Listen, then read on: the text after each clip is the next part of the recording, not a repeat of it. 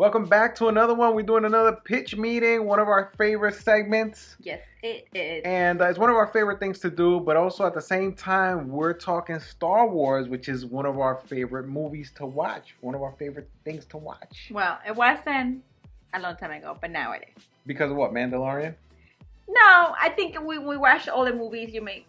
I watched with him all the movies, and then I got into it. Younger, I really wasn't into it, but now I am. I made her watch all the movies. Now with Mandalorian, way more into it. So.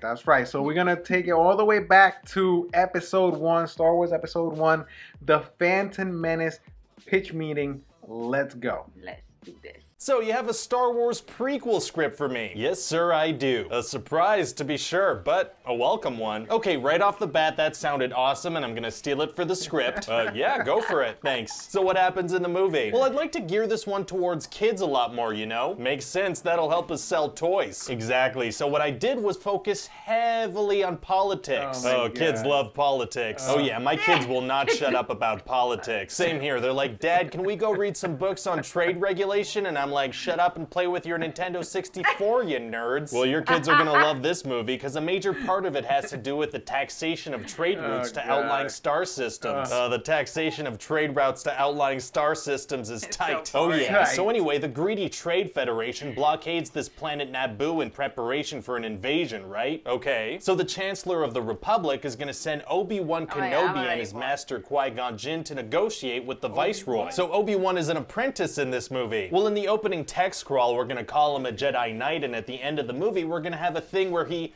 becomes a Jedi Knight. The Jedi's so nice, they knighted him twice. Exactly. Hasn't he already said that Yoda is the one who trained him, though? Yeah, whatever. Fair enough. So is Obi-Wan like the main character in this thing? Well, I wouldn't say that. So who's the main character? I don't know. Probably not important to know that anyway. Anyway, so this bad guy Darth Sidious orders the Viceroy to kill the Jedi. Oh, how are they gonna do that? They're gonna gas them for about 15 seconds and then send some battle droids to shoot at them. Oh, I like the sound of battle droids. Is it hard to destroy them? No, super easy, barely an inconvenience. Oh, really? Yeah, they're really bad at their job, and the Jedi cut through them like butter. They don't sound very threatening. They won't be. So what happens next? Well, Qui-Gon and Obi-Wan are gonna use force speed to run super fast and escape. Oh, force speed. I bet that's gonna come in handy later in the movie. They will never use it again. Oh, they won't. Okay. And then they're gonna see that there's a droid army preparing to invade Naboo, so they're gonna be like, we have to go warn them. So what do? They sneak onto the droid ships. They're gonna try to warn the Naboo of an invading army by flying in with the invading army. That's right.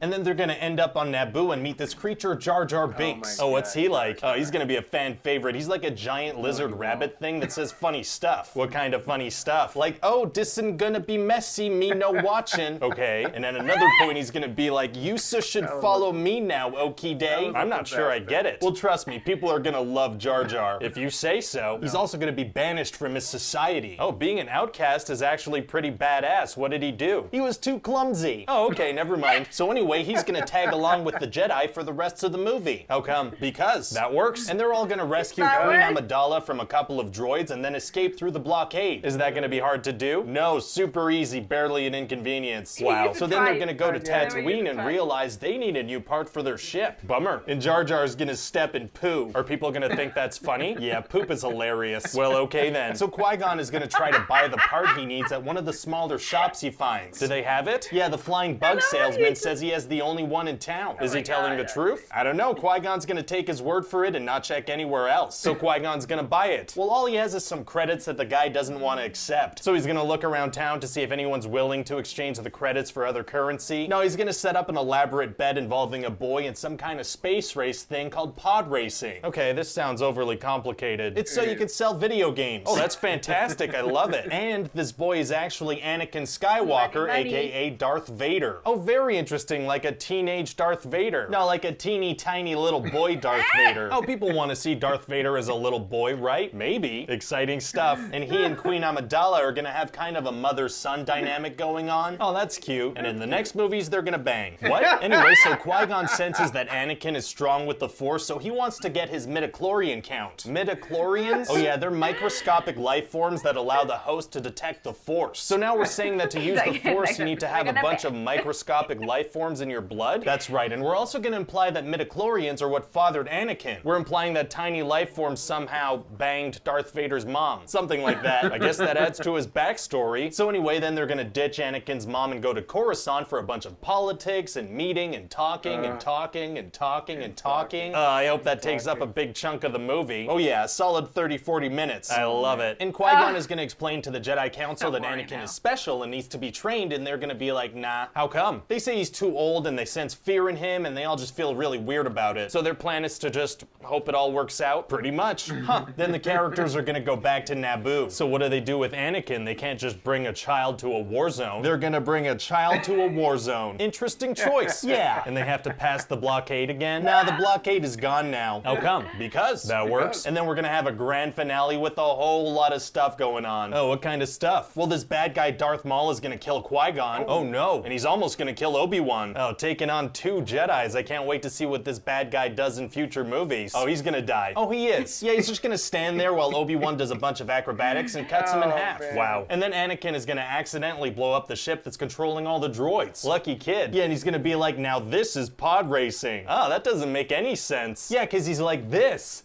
This is pod racing, but it's not pod racing, right? No, it's not. So why does he say that? Because he's all excited. So he's like, this is pod racing. Okay, so how does the movie end? Well, then the Jedi are gonna agree to let Obi-Wan train Anakin. Why? Because Qui-Gon wanted that. Right, but didn't they feel weird about it? Yeah, they still do. So what's changed? Anakin blew up the ship, I guess? Wasn't that an accident? It was. Huh. So what do you think of the movie? Well, I'll tell you one thing. If people don't like this movie, I doubt we'll ever see any Star Wars prequels ever again. Probably a good move.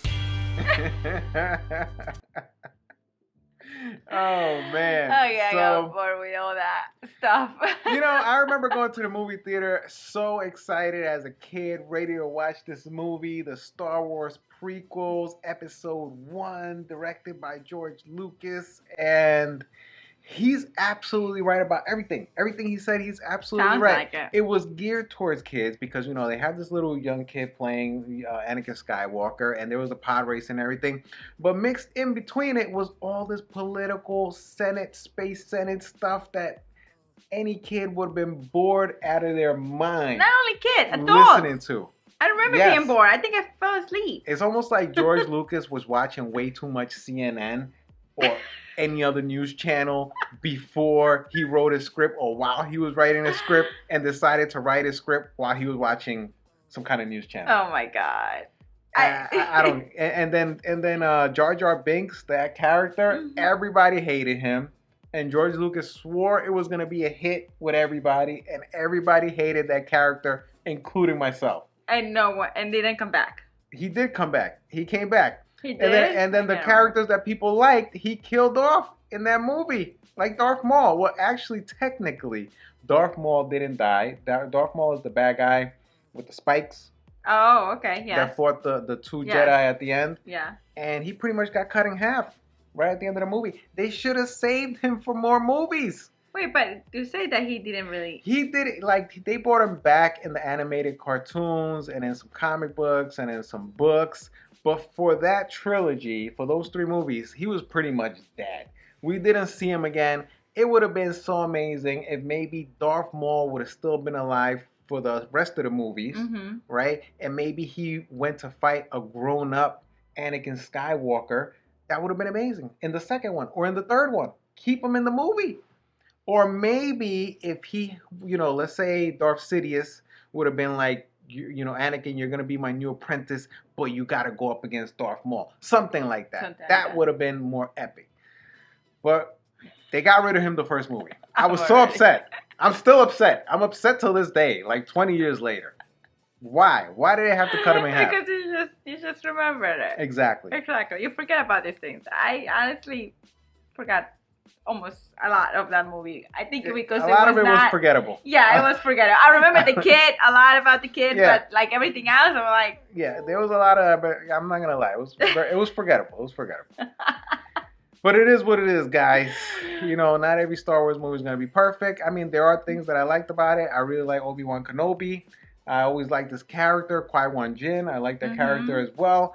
I mean, the last scene with Darth Maul, those two Jedis fighting Darth Maul, I think is one of the best lightsabers fight scenes in all of the movies. The way it's choreographed and everything, out of all the movies that I've seen, I think it's one of the best choreographed fight scenes. Well, and that's why I got so upset when they got rid of Darth Maul, because I'm like, man, if the other movies would have had this kind of fighting in it, that would have been amazing. Well, Pitch Meeting killed it again. They killed it again. As always. They always right with everything they say. Nailed it, yes. And that's what we're here for, right? That's right. I totally agree with everything they say about this movie. You know what was disappointing for me is that this could have been a great movie. This had all the parts. This had all the parts, the ingredients to be a great movie. This movie is so old. I think you need to I'm not over it. I'm still not over it. All right, years later, I'm still not. I'm like, this movie could have been great if he would have adjusted. If George Lucas would have adjusted a couple of things here and there, this could have been amazing. Come on, this movie is so old, and why are you getting so aggravated? You should see him; he's so aggravated. You guys? Okay, guys. Yeah, this is just reacting to the pitch meeting about the movie. Let's just keep it that way. All right, okay? I need to simmer down. Simmer down. Okay? I'm passionate, all right? I'm passionate. This is Star Wars we're talking about. Mandalorian fixed everything, okay? No, it didn't. It's a great show, but it didn't fix the Phantom Menace. As great as it is, it didn't fix the Phantom Menace. Okay. You can't fix it. Time to move on, guys. Moving on. Leave us comments, subscribe to our channel, and press that like. Right. So next pitch meeting, Star Wars Episode 2. Let's see if he gets heated like this. I gotta calm down. I gotta calm down. All right. I'm sorry, guys. Goodbye, guys. Thanks for watching. Subscribe to the channel if you like these videos. See you guys in the next one. Peace. Bye.